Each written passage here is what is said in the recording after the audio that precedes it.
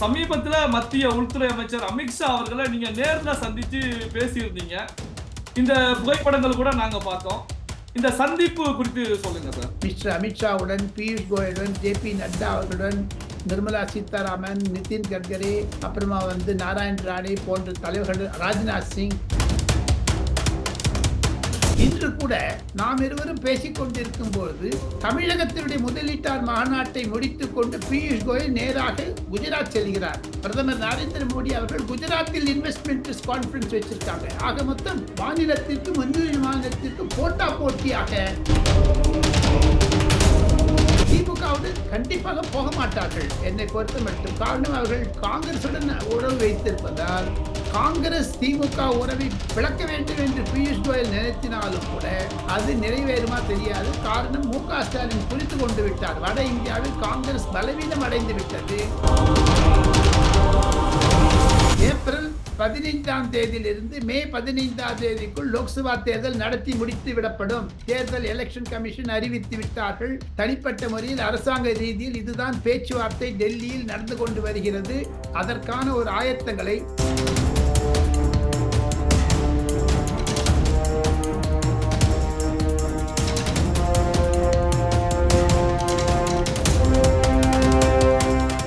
Real one voice நண்பர்களுக்கு, உறவுகளுக்கு வணக்கம். இன்று நம்மோடு இணைந்திருப்பவர் தமிழகம் மட்டுமல்ல, இந்தியா முழுவதும் பல்வேறு முக்கியமான செய்திகள், நிகழ்வுகளை நம்முடைய ரியல் ஒன் வாய்ஸ் நேயர்களோடு பகிர்ந்து கொண்டிருக்கும் மூத்த பத்திரிகையாளர் டெல்லி ராஜகோபாலன் சார் அவர்கள். வணக்கம் சார். நமஸ்கார். நமஸ்கார். நமஸ்கார் ஜி. ரியல் ஒன் நேயர்களுக்கும் நெல்லை சிவாவிற்கும் என்னுடைய பரமானந்தமான ஒரு நன்றிகளையும் வணக்கங்களையும் நமஸ்காரங்களையும் தெரிவித்துக் கொண்டு, தாங்கள் இன்று கிடைக்கக்கூடிய செய்தி என்பது மிக மிக சுவாரஸ்யமானது, ருசிகரமானது. இந்த வீடியோ கடைசி மட்டும் பார்க்குற அளவுக்கு நீங்க ஒரு ஒரு ஒரு தன்னுடைய நிலைப்பாடுகளை நான் பொது வழியில் வைக்க வேண்டும் என்று துடிப்புடன் இருக்கிறேன். தாங்கள் என்னுடைய உணர்ச்சிகளை தூண்டிவிட்டீர்கள். தாங்கள் கேள்வி கேட்கலாம். பரபரப்போடு இருக்கக்கூடிய இந்த வீடியோ அனைவராலும் மகிழக்கூடிய வீடியோவாக மாறும் என்பது என்னுடைய திட்டவட்டமான கருத்து. ஓகே சார், முதல்ல முக்கியமான ஒரு சந்திப்பு குறித்து பேசிட்டு உள்ள செல்லலாம் சார். சமீபத்துல மத்திய உள்துறை அமைச்சர் அமித்ஷா அவர்களை நீங்க நேர்ல சந்திச்சு பேசியிருந்தீங்க. இந்த புகைப்படங்கள் கூட நாங்க பார்த்தோம். இந்த சந்திப்பு குறித்து சொல்லுங்க சார். ரியல் ஒன் நேயர்களை நான் ஏமாற்ற மாட்டேன். அந்த சந்திப்பு என்பது தனிப்பட்ட முறையில் சந்திப்பு. எனது இல்லத்தில் எனது 2வது மகனுக்கு திருமணம். அதை அழைப்பதற்காக போயிருந்தேன். மிக நீண்ட நாட்களாக தொடர்பில் இருக்கிறேன். பத்திரிகையாளராக இருந்ததுனாலும் சரி, அதையும் தவிர பாரதிய ஜனதா கட்சியினுடைய சில கொள்கைகள், தேர்தல் அறிக்கைகள் மற்றும் தீர்மானங்கள் மற்றும் லோக்சபாவினுடைய ஸ்பீச் எதையற்றும் டைம்ஸ் நவ் என்று ஆங்கில தொலைக்காட்சிக்கு நான் ஆலோசகராக இன்ஹவுஸ் கன்சல்டன்டாக இருப்பதனால் அமித்ஷா போன்ற பெரிய தலைவர்களை நான் பார்க்கக்கூடிய ஒரு பாக்கியம் எனக்கு கிடைக்கிறது. அடிக்கடி நான் பார்த்து கொண்டிருக்கிறேன். சிலையெல்லாம் நான் வெளிப்படையாக சொல்ல முடியாது. அது தனிப்பட்ட கருத்தாக மாறும். தாங்கள் கோபப்படாமல் இருந்தால் நான் அதை பற்றி தவிர்ப்பதற்காக ஆசைப்படுவேன். எது இருப்பினும் தமிழக அரசியலை பற்றி மத்திய பாஜக என்ன நினைக்கிறது என்று தாங்கள் கேட்டிருந்தீர்களே, ஆனால் நான் கண்டிப்பாக சொல்லுவேன். மிஸ்டர் அமித்ஷாவுடன், பியூஷ் கோயலுடன், ஜே.பி. நட்டா அவர்களுடன், நிர்மலா சீதாராமன், நிதின் கட்கரி, அப்புறமா நாராயண் ராணே போன்ற தலைவர்கள், ராஜ்நாத் சிங், இவெல்லாம் நான் திருமணத்திற்கு அழைத்திருக்கிறேன், வரேன் என்று சொல்லியிருக்கிறார்கள். அவளையெல்லாம் கடந்த 20 30 ஆண்டுகளாக நேரில் பழக்கமாக இருந்ததால் இதெல்லாம் பொது வளத்தில் சொல்வது தவறாக கருத்தை உண்டாக்கும். சிவா. ஓகே சார், இப்போ நம்ம அரசியல் நிகழ்வுகளுக்குள்ள சென்றலாம் சார். இப்போ தமிழகத்தை பொறுத்த வரைக்கும் உலக முதலீட்டாளர்கள் மாநாடு நேற்று, அதாவது ஜனவரி 7ஆம் தேதி துவங்கிச்சு, இன்று முடிவடைகிறது. இந்த முதலீட்டாளர்கள் மாநாடை நீங்க எப்படி சார் பாக்குறீங்க? வரவேற்கத்தக்கது. தமிழகத்தில் எந்த முன்னேற்றமா இருந்தாலும் சரி, அம்மையார் ஜெயலலிதா இருந்தபோது கூட 2030 அதாவது இலக்கு என்று வைத்திருந்தார்கள். அல்லது 6 வருடங்கள் 7 வருடங்கள் என்றெல்லாம். அதையும் தவிர ஜனாதிபதியாக இருந்த, குடியரசுத் தலைவராக இருந்த அப்துல் கலாம் அவர்கள் கூட 2030 மட்டும் இலக்கு வைத்திருந்தார், தமிழகத்தில் எப்படி முன்னேற்ற வேண்டும் என்று, பொருளாதார ரீதியாகவும். அதையும் தவிர பொது வளர்ச்சி, விகாஸ், அது $1 trillion இந்தியாவினுடைய பொது வளர்ச்சிக்காக எப்படி இந்தியாவினுடைய பங்கிற்கு தமிழகம் உதவும் என்பதை சுட்டிக்காட்டி பற்பல தமிழ் முக்கியஸ்தர்களையும் தொழில் அதிபர்களையும் முன்னின்று முதலமைச்சர் மு.க.ஸ்டாலினுடைய வரவேற்பு தகுந்த பாராட்டுக்குரியது. பியூஷ் கோயல் அவர்கள் என்னிடம் சொன்னார்கள்,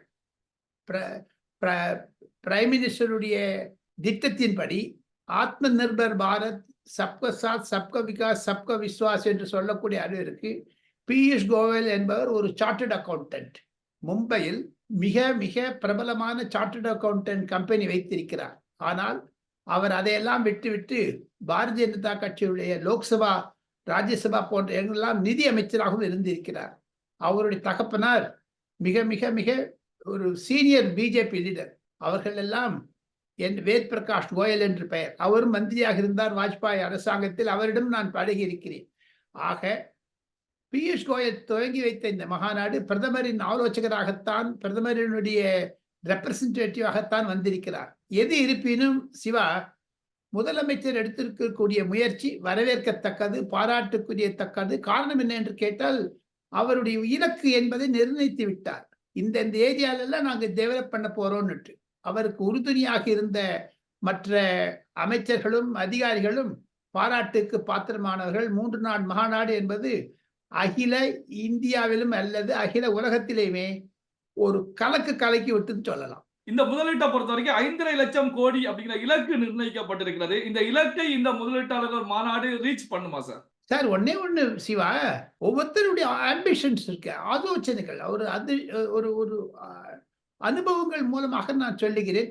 ரிலையன்ஸுடைய முகேஷ் அம்பானி சொல்லிக்கிறார், நீ இத்தனை பேர் ரிஜியோல நான் இன்வெஸ்ட் பண்ண போறேன் அப்படின்னு. அது ஹுண்டை கார சொல்லியிருக்காங்க, ஆப்பிள் போன்கார சொல்லியிருக்காங்க. இது மாதிரிலாம் ஒரு இண்டஸ்ட்ரியல் டெவலப்மெண்ட் வருது.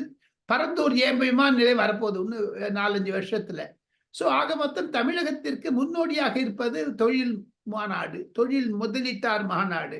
5 லட்சம் கோடி 2 லட்சமான வருமானம். அட்லீஸ்ட் ஒரு வேலைவாய்ப்பு கிடைக்கும். திராவிட முன்னேற்ற கழகத்தினுடைய ஒரு அமைப்பு முறை என்பது நிர்ணயிக்கப்பட்டு விட்டது. அரசாங்கம் இந்த நோக்கில் செல்லுகிறது என்பதை திட்டவட்டமாக முதலமைச்சர் சொல்லி இருக்கிறார். அந்த 5.5 லட்சம் கோடி என்பது சாதாரண அமௌண்ட் அல்ல சிவா. அதற்கு அதிகாரிகள் மூலமாக பற்பல உதவி, மத்திய அரசினுடைய உதவியினுடைய காரணமும் அது இருக்கு. பியூஷ் கோயல் வருகிறார் என்றால் அது ஒரு மிக முக்கியத்துவம், திருப்பம் வாய்ந்தது. இன்று கூட நாம் இருவரும் பேசிக்கொண்டிருக்கும் பொழுது தமிழகத்தினுடைய முதலீட்டார் மாநாட்டை முடித்துக் கொண்டு பியூஷ் கோயல் நேராக குஜராத் செல்கிறார். பிரதமர் நரேந்திர மோடி அவர்கள் குஜராத்தில் இன்வெஸ்ட்மெண்ட் கான்ஃபரன்ஸ் வச்சிருக்காங்க. ஆக மொத்தம் ஒரு மாநிலத்திற்கும் இன்னொரு மாநிலத்திற்கும் போட்டியாக காம்படிட்டிவ் ஃபெடரலிசம் என்று சொல்லுகிறார்களே, போட்டா போட்டியில் தான் ஒரு மாநிலம் முன்னேறுவது இன்னொரு மாநிலம் முன்னேற வேண்டும் என்ற ஒரு தத்பரியம், என்ற ஒரு நீதி மத்திய அரசாங்கத்திற்கும் சரி, மு.க.ஸ்டாலினுடைய அரசாங்கத்திற்கும் அது நல்லதை நடக்கும். இந்த பின்னணியில் பார்த்தால் உதயநிதி கூட பிரதமரை சந்தித்தது, பிரதமர் நரேந்திர மோடியும் நம்ம முதலமைச்சரும் சந்தித்தது, இதையெல்லாம் வைத்து பார்த்தால் முதலீட்டாளர்களுக்கு கூட ஒரு நம்பிக்கை வளரும். இந்த இருவருமே நன்றாக இருக்கிறார்கள். நாம் ஒரு 10,000 கோடி ஒண்ணுமே இல்லை சிவா. நான் ஒருத்தங்கிட்ட உதாரணத்துக்கு சொல்றேன். நான் நெல்லை சிவா கிட்டக்கே ஒரு 2 லட்சம் கோடி என்கிட்ட வேணும்னா நம்பிக்கை வேணும். நெல்லை சிவாக்கு ராஜகோபால் மேல் நம்பிக்கை வேணும், ராஜகோபாலுக்கு நெல்லை சிவா மேல் நம்பிக்கை வேணும். அது மாதிரி ஸ்திரமான அரசாங்கம், திராவிட முன்னேற்ற கழக அரசாங்கமும் சரி, மத்திய அரசாங்கமும் சரி, ஒரு நிலையை 5 வருடங்கள் இருக்கக்கூடிய அரசாங்கம் பொதுமக்கள் ஆதரவு பெற்றது என்று முதலீட்டார்கள் நம்பிக்கை தெரிவித்ததனால் அவங்கெல்லாம் 10,000 கோடி 20,000 கோடி கொண்டு போறாங்க. 1 ரூபாய் இல்லை, 2 ரூபாய் இல்லை, எத்தனையோ பேருக்கு வேலை கொடுக்க போறாங்க.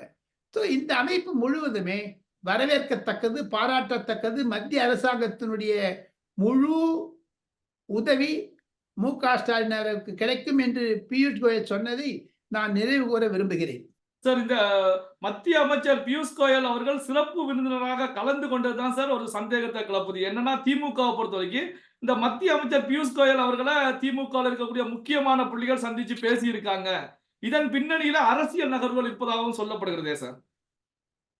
பியூஷ் கோயலை பொறுத்த மட்டும் அவர் அதிமுக எடப்பாடி பழனிசாமியுடன் செல்வதை நம்புவார், எதிர்பார்ப்பார். ஆனால் அவர்கள் எல்லாம் தடம் புரண்டு விட்டதால் அண்ணா திராவிட முன்னேற்ற கழகம் தமிழகத்தில் ஒரு நூதனமான ஒரு அரசியலை கையாள இருக்கின்றனால், ஒருவேளை பியூஷ் கோயல் மத்திய பாஜகவினுடைய ஆதரவு கோரி திமுகவுடன் கண்டிப்பாக போக மாட்டார்கள் என்னை பொறுத்த மட்டும். காரணம், அவர்கள் காங்கிரசுடன் உறவு வைத்திருப்பதால் காங்கிரஸ் திமுக உறவை பிளக்க வேண்டும் என்று பியூஷ் கோயல் நினைத்தினாலும் கூட அது நிறைவேறுமா தெரியாது. காரணம், மு.க. ஸ்டாலின் புரிந்து கொண்டு விட்டார். வட இந்தியாவில் காங்கிரஸ் பலவீனம் அடைந்து விட்டது, பாரதிய ஜனதா கட்சி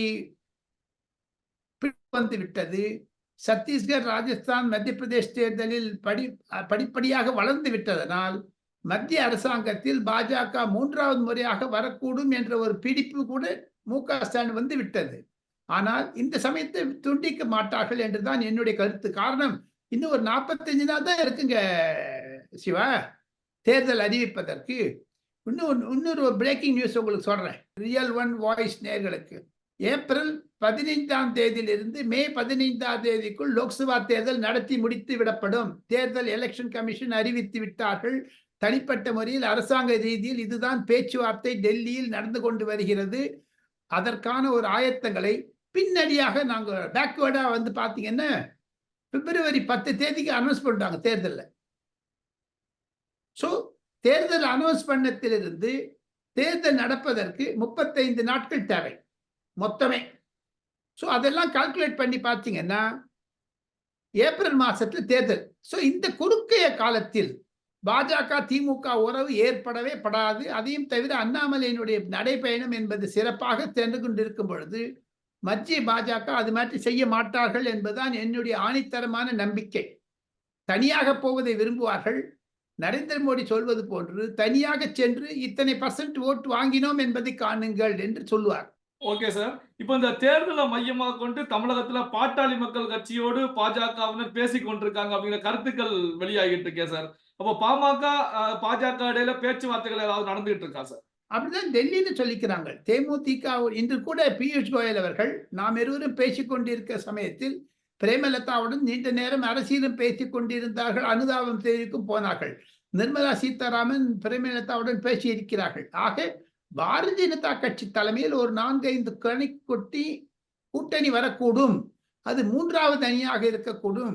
திமுக அதிமுக போன்ற தீய சக்திகள் வேண்டாம் என்று எப்படி காமராஜர் ஒரே குட்டையில் ஊறிய மட்டை என்று சொன்னாரோ பல வருடங்களுக்கு முன்பாக, அந்த நிலையை அண்ணாமலை இப்போ மீண்டும் எடுத்துக்கொண்டால் நடுநிலையாக இருக்கக்கூடிய வாக்காளர்கள், யங்ஸ்டர்ஸ், ஆஸ்பிரேஷனல் யூத், எந்த ஒளிமறைவான எதிர்காலம் வேண்டும் என்று எம்ஜிஆர் பாடினார். ஆனால் அந்த எதிர்காலத்தை நோக்கக்கூடிய இளைஞர்கள் கண்டிப்பாக அண்ணாமலை தலைமை ஏற்பார்கள், நரேந்திர மோடி தலைமை ஏற்பார்கள். பியூஷ் கோயல், அமித்ஷா, ஜே.பி. நட்டா போன்றவர்களுடைய ஒரு குறிக்கோளைத்தான் அவர்கள் முன்பு வைப்பார்கள். உதாரணத்துக்கு சொல்றேன், இந்த மொபைல் போன்ல சிவா எல்லாம் பண்ணிடுறான், உலகமே உங்க கையில வந்துருச்சு. இதை செய்து கொடுத்தது நரேந்திர மோடி. பேங்க்ல கும்பல் இருந்தா பாருங்க, ஒன்றும் இல்லை.